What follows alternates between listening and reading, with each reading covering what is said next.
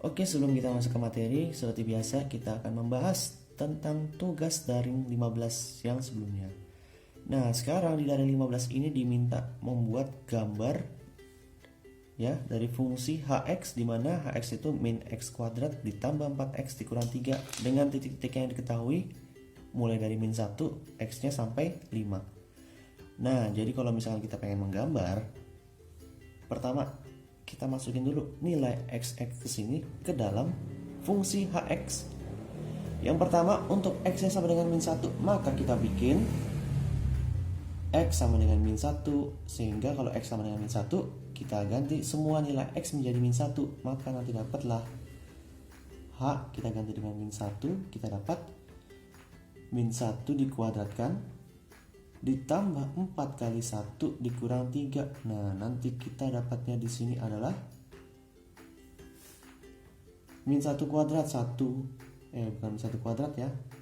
Di sini min, jangan lupa nih, karena min x kuadrat. Min 1 kuadrat, min 1 kuadrat 1. Jadi dapatnya min 1, kita tulis dulu di sini. Min 1 kuadrat dapatnya 1, jangan lupa di sini masih ada minnya.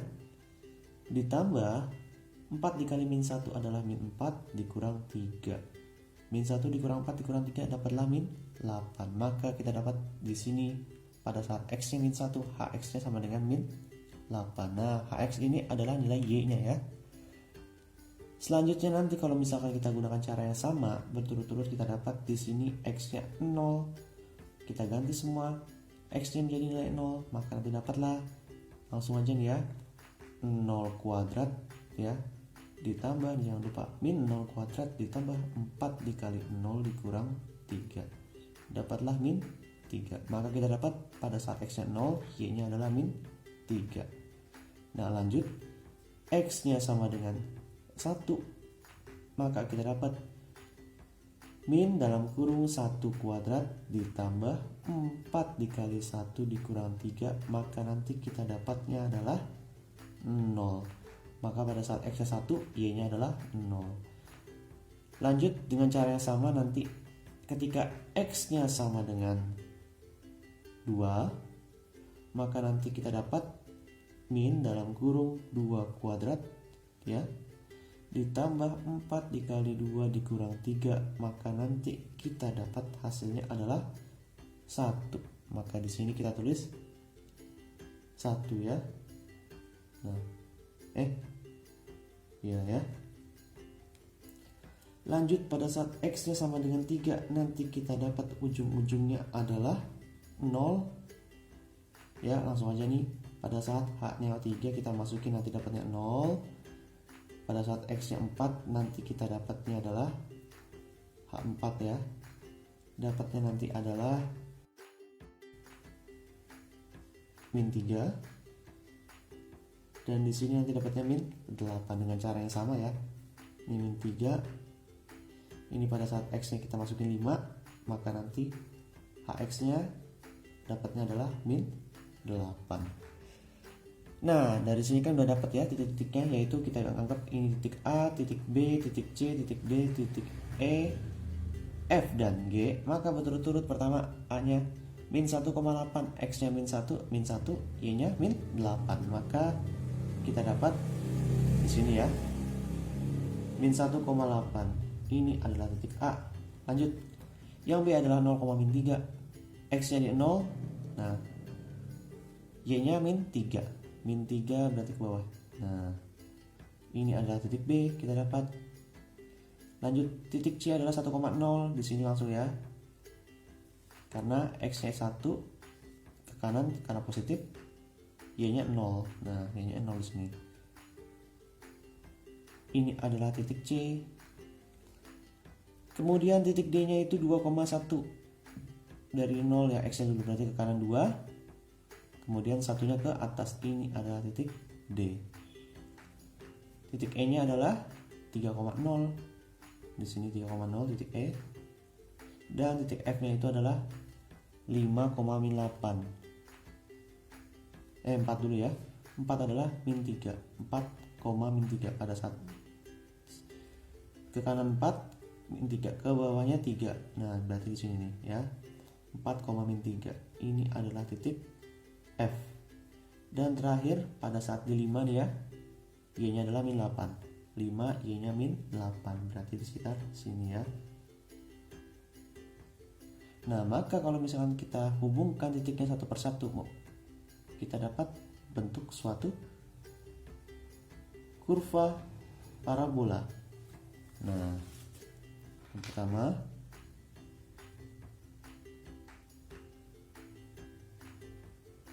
nah yang kedua. Maka inilah gambar dari fungsi kuadrat min x kuadrat ditambah 4x kurang 3. Nah, sekarang kalau yang nomor 2 ditanya apa?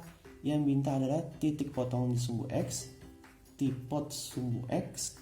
Nah, tipot sumbu x berarti kita lihat di sumbu x itu dia kenanya titik potong siapa aja? Oh, yaitu adalah yang di C sama E. Yang C nya itu adalah 1,0, tulis titik potong di sumbu x adalah 1,0 dan apalagi coba di E yaitu 3,0. Kemudian tipot di sumbunya gimana? Tipot di sumbunya itu berarti di sumbu Y-nya ya, sumbunya ya di sini. Oh, di sini kena nih, yaitu di B min 3. Nah, tapi ini Y ya. Titik B yaitu adalah 0, min 3. Tulis 0, min 3. Maka sudah dapat tuh ya. Selanjutnya untuk yang nomor 3 gimana? Yang nomor 3 diminta adalah sumbu simetri. Sumbu simetri itu adalah sumbu yang membagi kurvanya menjadi dua bagian yang sama panjang. Dua bagian yang sama. Nah, kalau misalnya kita lihat dari kurvanya di sini, parabola, tengah-tengahnya kan berarti di sini ya. Nah, ini tengah-tengahnya. Maka inilah sumbu simetrinya. Berapa sumbu simetrinya? Karena di sini kena angka 2, ya. Sumbu simetrinya maka kita dapat X sama dengan 2. Fungsi konstan ya. Jadi ini adalah jawaban nomor 3. Dan inilah pembahasan dari tugas yang sebelumnya.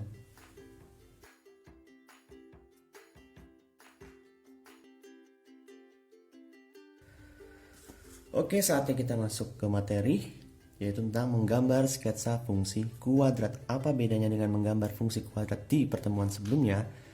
Nah, menggambar sketsa fungsi kuadrat ini seandainya kalian nanti ketemu suatu fungsi kuadrat yang jumlahnya besar.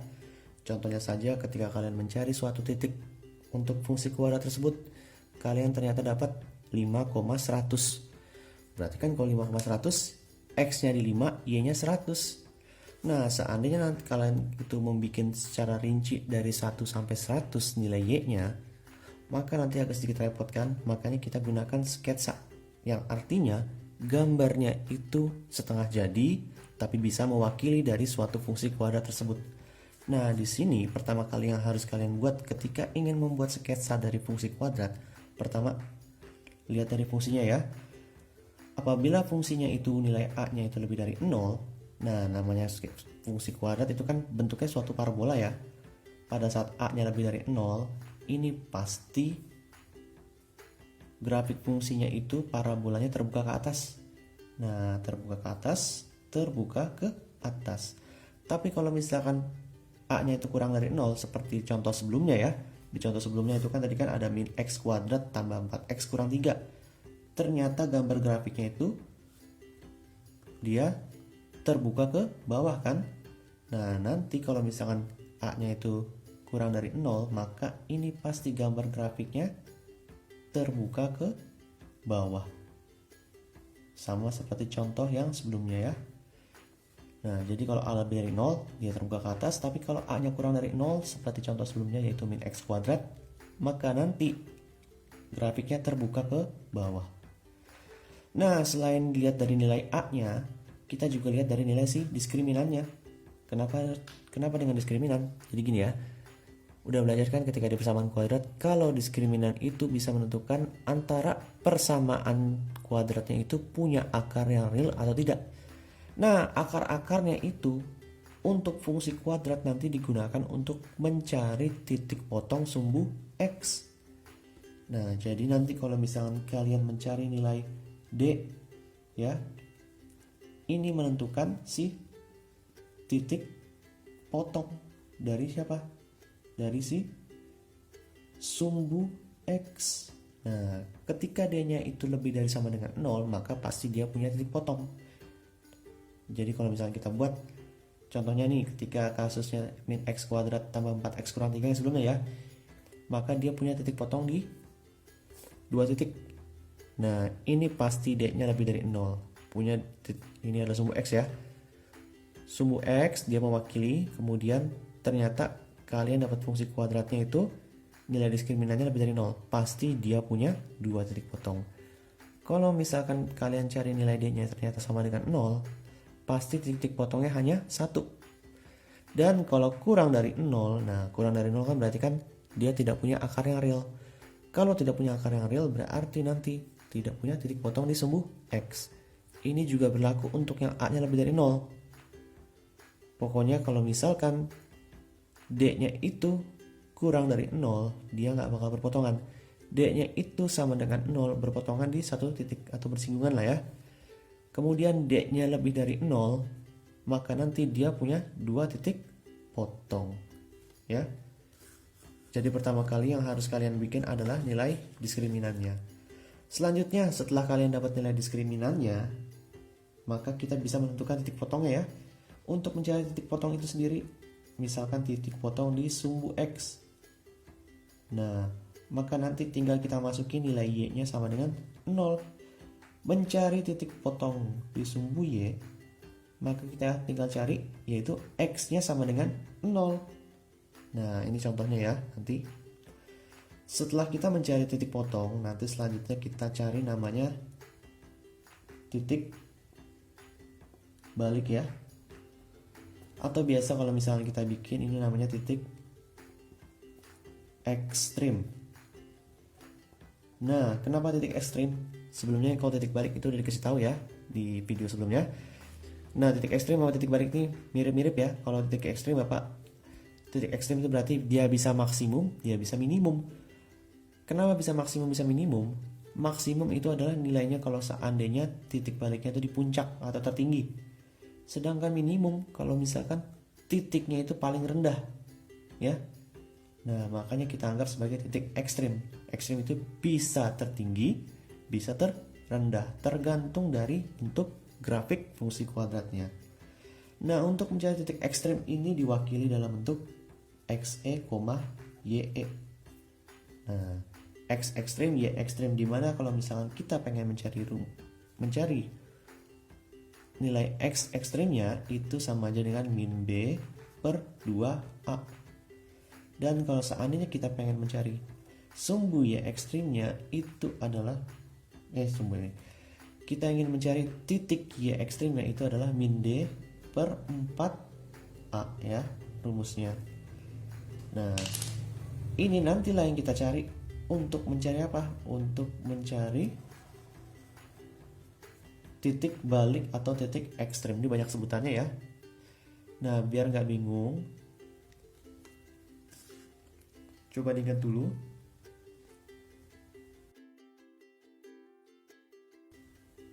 Nah, biar nggak bingung, sebagai contoh, misalkan di sini ada bentuk fungsi kuadrat, di mana fungsi kuadratnya adalah x kuadrat dikurang 6x dikurang 55. Nah, tadi sebelumnya udah diberitahu ya, untuk membuat suatu sketsa fungsi kuadrat, pertama itu kita tulis dulu. Yang pertama kali adalah apakah nilai D-nya diskriminannya lebih dari 0, maka nanti kita tulis D-nya itu sama dengan apa rumusnya? B kuadrat dikurang 4AC.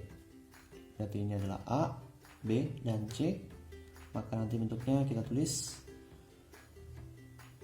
min B kuadrat, atau langsung aja nih ya, min 6 kuadrat dikurang 4AC, A nya 1, C nya adalah min 55. Nah, berarti nanti kalau misalnya kita hitung, kita dapatnya itu adalah 6 kali 6 36, tulis 36. 4 kali min 4 kali 1 min 4 kali min 55. Nah, min kali min dapat positif. 4 kali 55 adalah 220. Maka ini kita dapatnya adalah 256. Nah, karena 256 itu lebih dari 0, sudah pasti fungsi x kuadrat dikurang 6x kurang 55 memiliki titik potong di sumbu x. Maka titik pot di sumbu x dia punya nih ya, karena dia lebih dari 0. yaitu y-nya sama dengan 0. Nah, jangan lupa nilai fx itu sama aja dengan nilai y.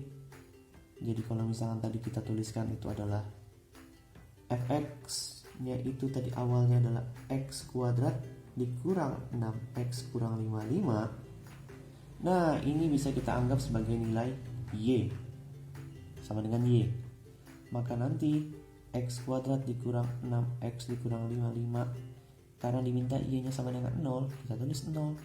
Berlakulah suatu persamaan kuadrat. Nah, ini berarti seandainya kita pengen mencari nilai x, gunakan pemfaktoran. Nanti di sini pemfaktorannya kita dapat pertama itu adalah x yang dikurang dengan yang ditambah dengan 5 dan x yang dikurang dengan 11. Maka kita dapat pertama di sini x-nya adalah min 5 atau x-nya adalah 11. Dan jangan lupa di sini x, y ya. Maka nanti titik potongnya itu adalah pertama kita dapat x, y, x-nya min 5 karena berpotongan di sumbu x, y-nya sama dengan 0. Jadi min 5,0 dan 11,0 ya. Sudah dapat titik potong di sumbu x. Setelah mencari titik potong di sumbu x, kita cari titik potong di sumbu y. Apa caranya? Dengan cara kita masukin x-nya sama dengan 0. Maka yang awalnya tadi y-nya itu sama dengan x kuadrat dikurang 6x kurang 55. Karena minta x sama dengan 0, kita ganti nilai 0 x-nya ya. Maka nanti 0 kuadrat dikurang 6 yang dikali 0 dikurang 55. Kita dapat y-nya itu adalah min 55. Maka kita dapat titik potong di sumbu y itu adalah x-nya 0, tulis x-nya 0, y-nya itu adalah min 55. Nah, kita dapat nih. Coba kita jabarkan dulu. Pertama, untuk titik potong di sumbu x adalah min 5,0 dengan 11,0. Maka kita anggap aja di sini ya. Karena min 5-nya waktu besar, kita anggap saja di sini buat min 5 ya. Dan di sini adalah 11. Karena ini bentuknya sketsa ya. Kemudian titik potong di sumbu y, x sama dengan 0, kita dapat tadi 0, min 55. Nah, 0 itu di x, min 55 itu bawah ya. Jadi kalau misalnya kita buat ya min 55, anggaplah itu ada di sekitar di sinilah ya. Nah, min 50, tulislah min 55. Nah, selanjutnya setelah kita dapat titik potong sumbu x, titik potong sumbu y, kita cari apa? Titik sumbu ekstrimnya. Nah, kalau misalnya kita buat rumusnya tadi sebelumnya adalah mencari xe ya. Mencari titik baliknya itu titik balik berarti xe. Apa rumusnya? Min b per 2a. Nah, min b per 2a itu kalau lihat dari soalnya min b nya itu adalah min 6. Berarti min 6 per 2 kali 1 2a ya. Min ketemu min positif. Nah, bagi 2 adalah 3. Kita dapat xe nya adalah 3. Sehingga ye nya itu nanti apa rumusnya? Min d per 4a. Tadi sudah dapat nilai d nya itu adalah 256. Maka nanti min 256 dibagi dengan 4a. 4 yang dikali dengan 1. Maka kita dapat min 64. Ini nilai ye-nya. Maka nantinya xe, ye kita dapatnya itu adalah x-nya 3, tulis 3, y-nya adalah min 64. 3, min 4. Kita anggaplah di sini ada 3 ya. 5 ya boleh kita anggap sini 3. Nah, kemudian min 64 berarti ke bawah. Ini anggaplah min 64. Dari sini kita bisa bikin sketsa grafiknya yaitu nah, seperti ini ya.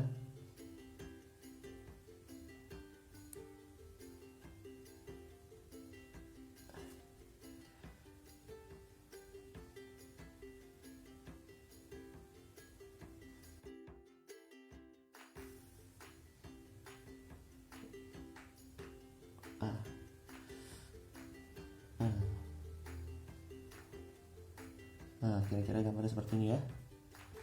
anggap aja bagus.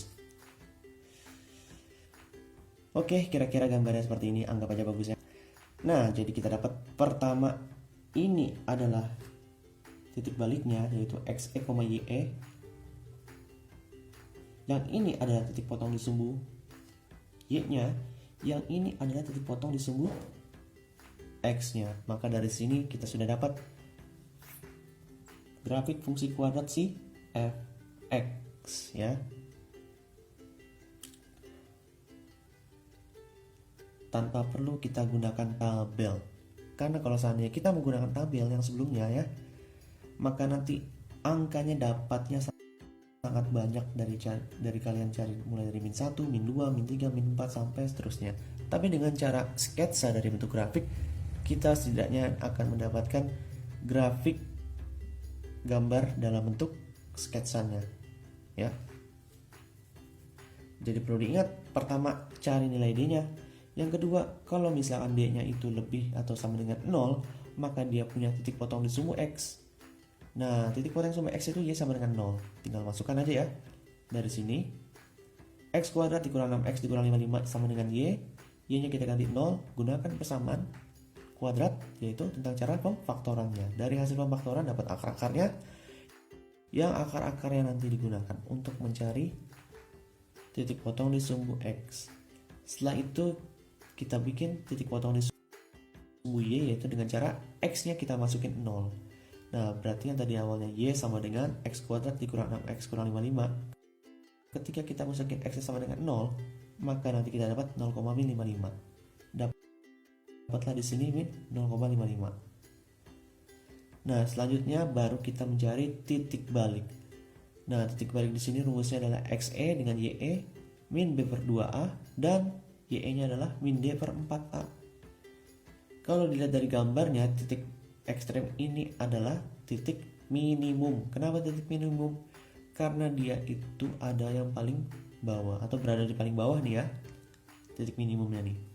Tapi kalau misalnya gambarnya terbalik, nah gambarnya itu seperti inilah. Nanti ini disebut titik maksimum, tapi di sini titik minimum.